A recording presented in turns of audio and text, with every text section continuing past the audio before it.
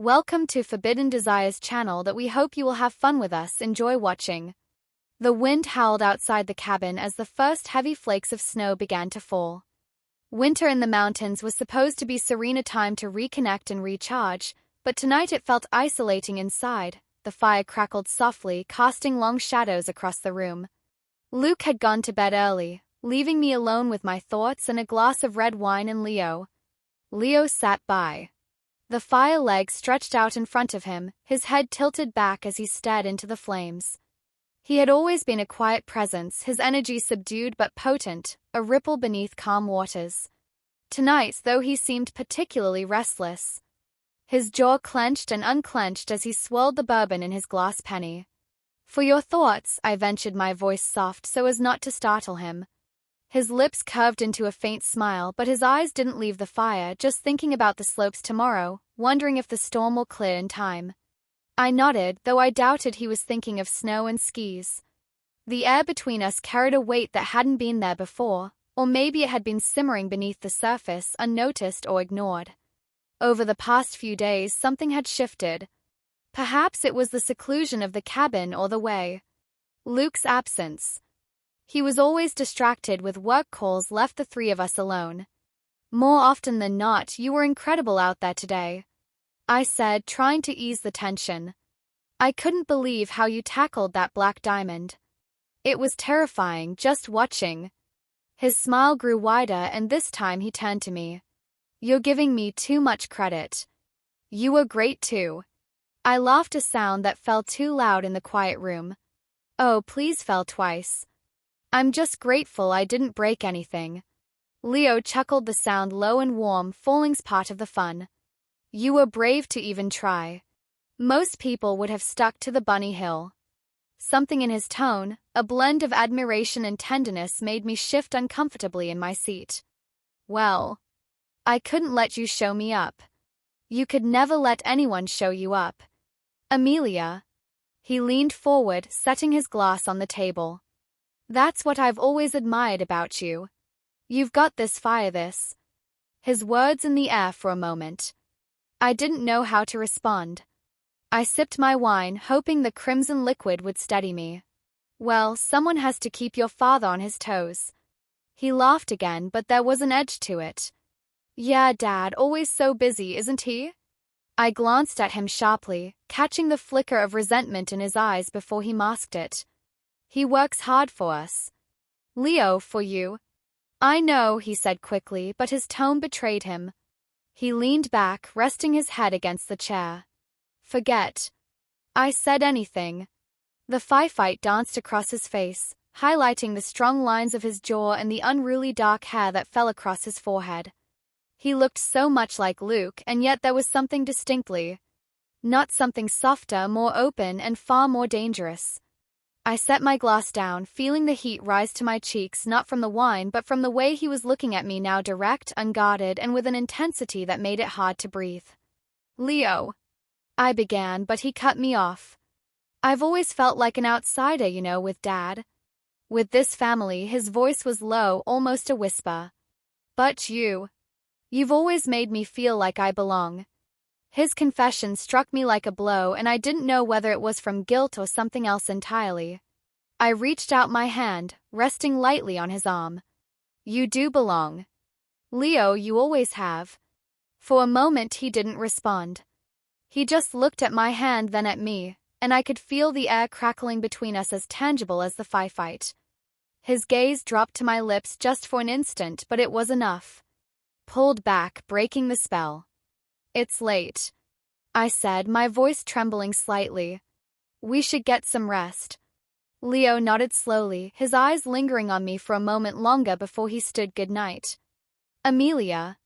"Good night, Leo," I whispered, watching as he disappeared up the stairs as the cabin grew quiet again. I sat there staring into the fire, my thoughts spinning like the snowstorm outside. Something had been set in motion tonight, something I wasn't sure I could stop or if I even wanted to.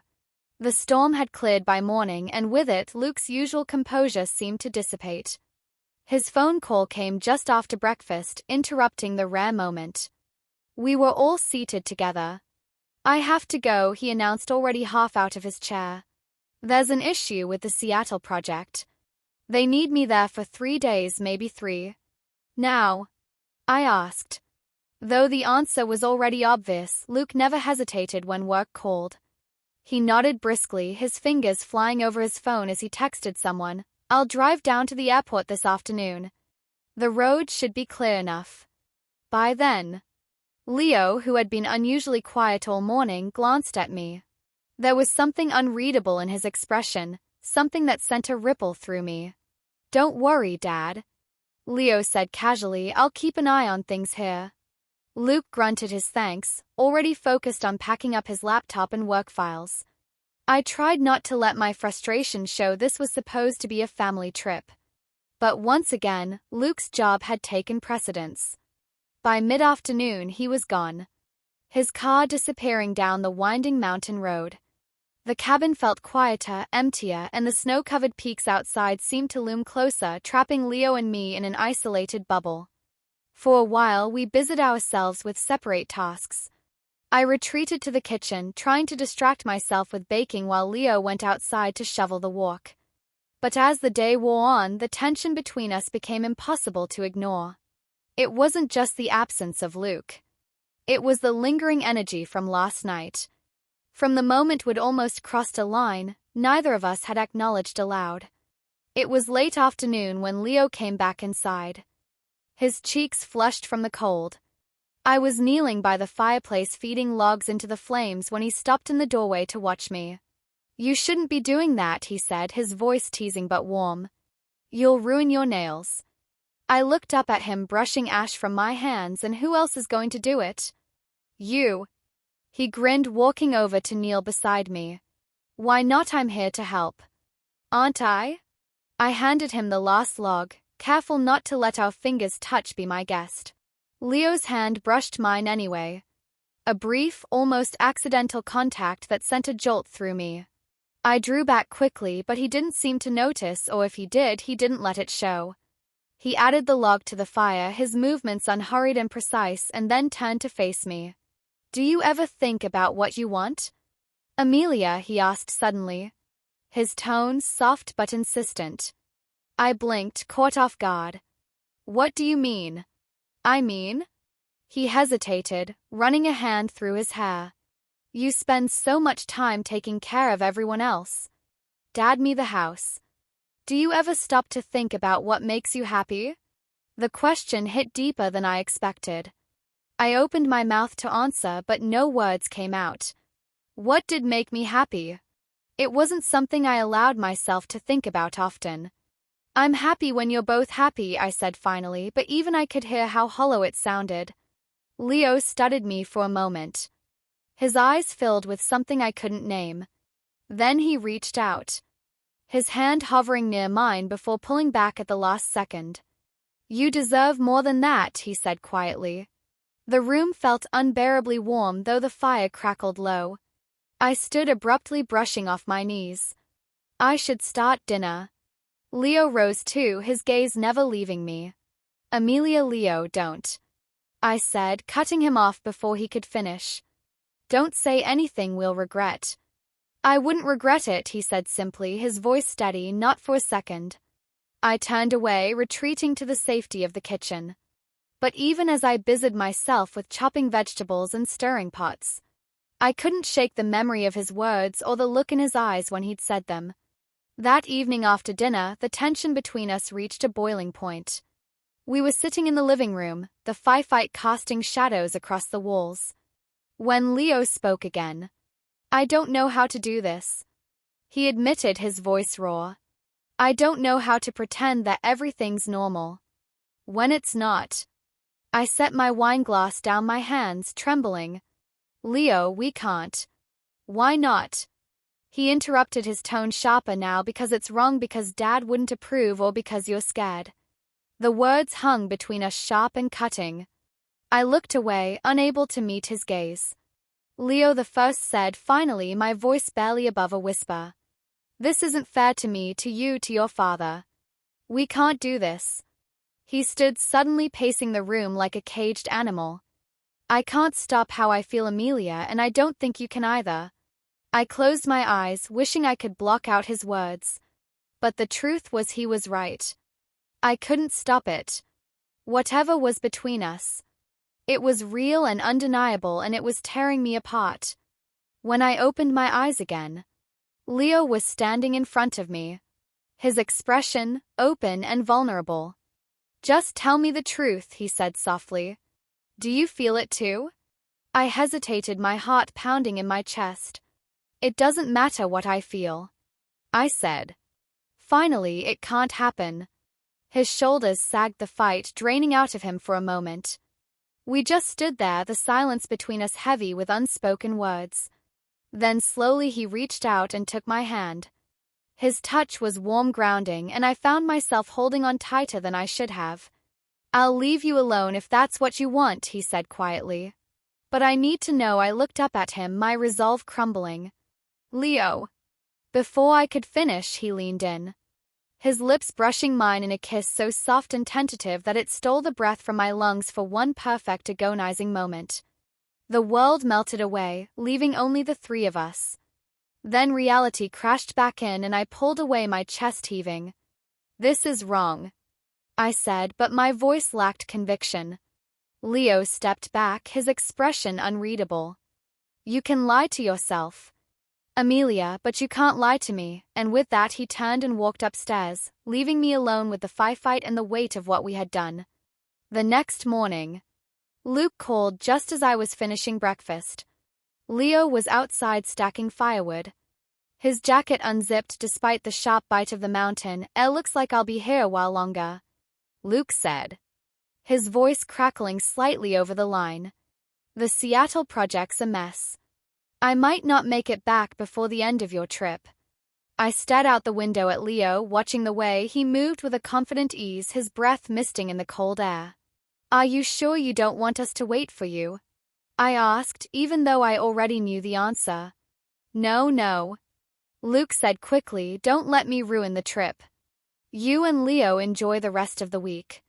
You deserve it." I swallowed the lump forming in my throat. "We'll miss you." "I'll miss you too," Luke said. But he was already distracted. His attention shifting to someone else on his end. "Gotta go live. Take care, all right?" The line went dead, leaving me alone with the heavy silence of the cabin. I set the phone down and wrapped my arms around myself as if that could shield me from the growing weight in my chest. By the time Leo came back inside, shaking snow from his hair, I had composed myself, or so I thought. "Dad staying longer?" he asked, his tone casual as he unzipped his jacket and tossed it over the back of a chair. I nodded, turning away so he wouldn't see the conflict written all over my face. "He wants us to finish the vacation without him." Leo didn't say anything for a moment, then softly, "Maybe it's for the best." I turned to look at him, startled by the certainty in his voice. "What do you mean?" He hesitated, his eyes searching mine. "I mean, maybe we shouldn't spend so much time worrying about him. Maybe we should just be here together." The room felt smaller. Suddenly, the space between us charged with something I couldn't name. I wanted to argue, to tell him he was wrong, but the words wouldn't come. Instead, I found myself nodding. "All right," I said quietly, "let's just enjoy the time we have." That evening, the snow began to fall again, a soft, silent blanket that transformed the world outside the cabin into a dreamscape. Leo and I sat by the fire, a deck of cards spread out between us. We had started with a friendly game of gin rummy, but somewhere along the way the rules had fallen by the wayside. Now we were just talking, the conversation flowing easily, as if we'd forgotten the tension of the previous days. "You've changed a lot," I said, studying him over the rim of my glass. "Since you moved back from college. You're more confident." He smiled, a boyish grin that made my heart ache. "I guess I finally figured out who I am." "And who's that?" I asked, leaning back in my chair. His smile faded, replaced by an expression I couldn't quite read. "Someone who knows what he wants, even if it's complicated." The room grew quiet, the only sound the crackle of the fire. I could feel his gaze on me, warm and unwavering, and it took everything in me not to look away. "Amelia," he said softly, Can I ask you something? I nodded, my throat tight. But of course, do you ever wish things were different? His voice was barely above a whisper, but the weight of his question hit me like a physical blow. My first instinct was to deflect, to laugh it off, but the sincerity in his eyes held me captive. Sometimes I admitted the words slipping out before I could stop them. Sometimes I wish I don't know. Leo leaned forward, his elbows resting on his knees. I don't want to make things harder for you, he said, his voice steady, but I can't keep pretending. This isn't real, Leo. I began, but he shook his head. You don't have to say anything, he said quickly. Just don't push me away. I looked at him, my heart pounding in my chest. He seemed so sure, so certain, and for the first time I didn't see him as Luke's son or the boy I had helped raise. I saw him as a man, one who knew his mind, his heart, and what he wanted, and he wanted me. That night I couldn't sleep. I lay awake in bed, staring at the ceiling, replaying our conversation over and over in my mind. Every rational thought told me to stop this before it went any further, to draw a line and stick to it. But every time I thought of Leo, of the way he looked at me, the way he made me feel, I found myself wavering. Around midnight I gave up on sleep and padded downstairs. The fire had burned down to embers, casting a faint glow across the room. I was about to add more wood when I saw him. Leo was sitting on the couch, his head resting on the back, his eyes closed. He looked so peaceful, so at ease, that I almost turned around and went back upstairs. But then his eyes opened and he saw me couldn't sleep. He asked, his voice soft. I shook my head, moving toward the couch. No, he sat up, making room for me neither. For a while we sat in silence, the unspoken tension between us thicker than ever. Then slowly he reached out and took my hand. His touch was warm, grounding, and I found myself holding on tighter than I meant to. Amelia.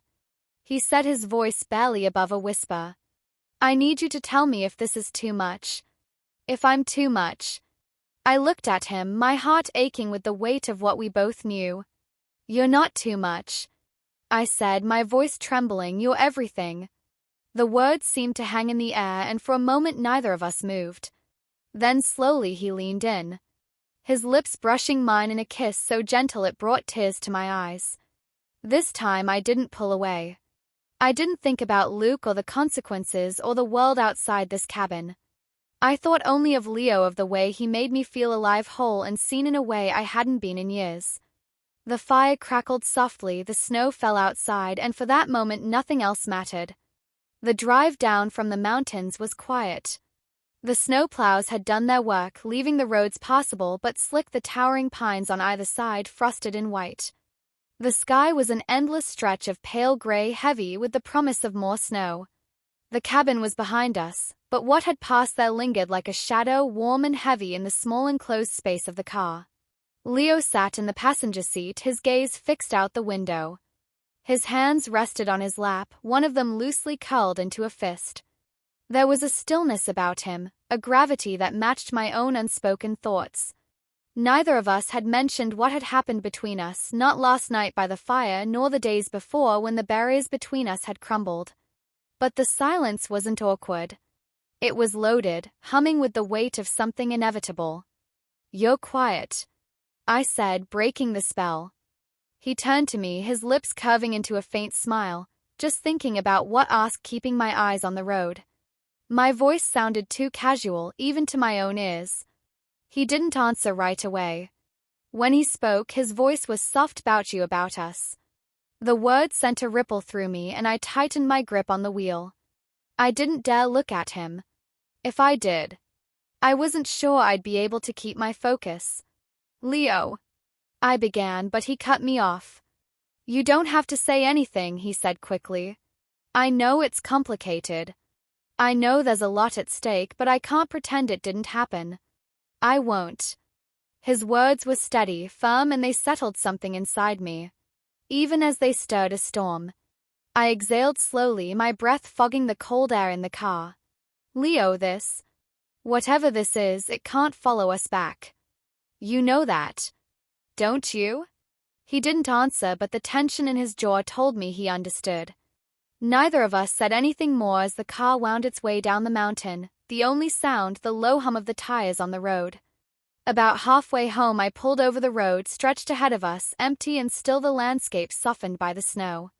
The engine idled as I unbuckled my seatbelt and turned to face Leo. He looked at me, his expression a mixture of curiosity and caution. "Amelia, I need you to hear me," I said, my voice trembling despite my best efforts this trip. "It's changed something between us and I don't regret it. Not a moment of it.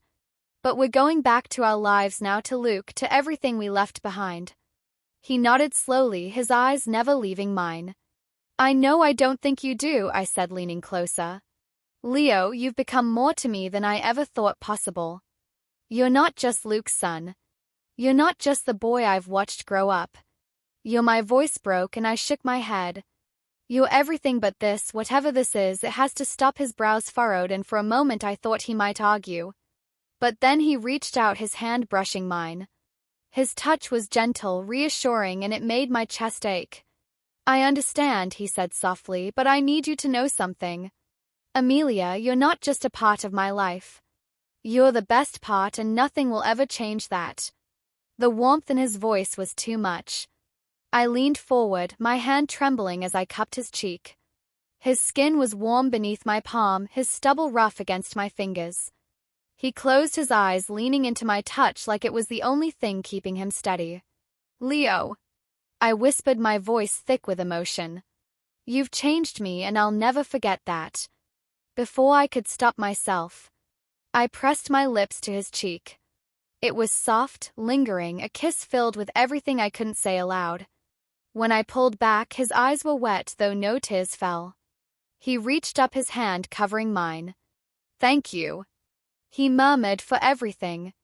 The rest of the drive passed in silence, but it wasn't uncomfortable. It was peaceful, the kind of quiet that comes when three people have reached an understanding. When we pulled into the driveway, the house loomed before us, its familiar facade bathed in the pale light of the afternoon. Luke's car was still absent, a reminder that this bubble we'd been living in was about to burst. Leo turned to me as I turned off the engine. "Will you be okay?" he asked, his voice filled with genuine concern. I smiled, though it didn't reach my eyes. "I'll be fine. We'll both be fine." He hesitated as if he wanted to say more, but then he nodded and opened the door. The cold air rushed in as he stepped out, grabbing his bag from the back seat. I followed, my own bag slung over one shoulder. As we approached the front door, Leo paused, his hand resting on the doorknob. He turned to me, his gaze steady and unwavering. "Amelia," he said, his voice low, "no matter what happens, I'll always be here for you." I felt my heart constrict, the weight of his words pressing down on me. "I know," I said softly, "and I'll always be here for you too." With that, he opened the door and we stepped inside. The warmth of the house enveloped us, familiar and comforting, but the unspoken truth lingered between us. We had crossed a line, one that could never be undone. But as I looked at Leo, his eyes filled with an understanding far beyond his years. I knew we would find a way to carry this with us, not as a burden but as a memory, a moment that had changed us both forever. And as we set our bags down and stepped into the light of the life waiting for us, I felt a strange, quiet peace. Whatever lay ahead, we would face it together, if only in our My story ends here. If you feel that this story is meaningful and brings useful lessons, please like and subscribe to the channel to support me. Thanks for listening, and see you in the next videos.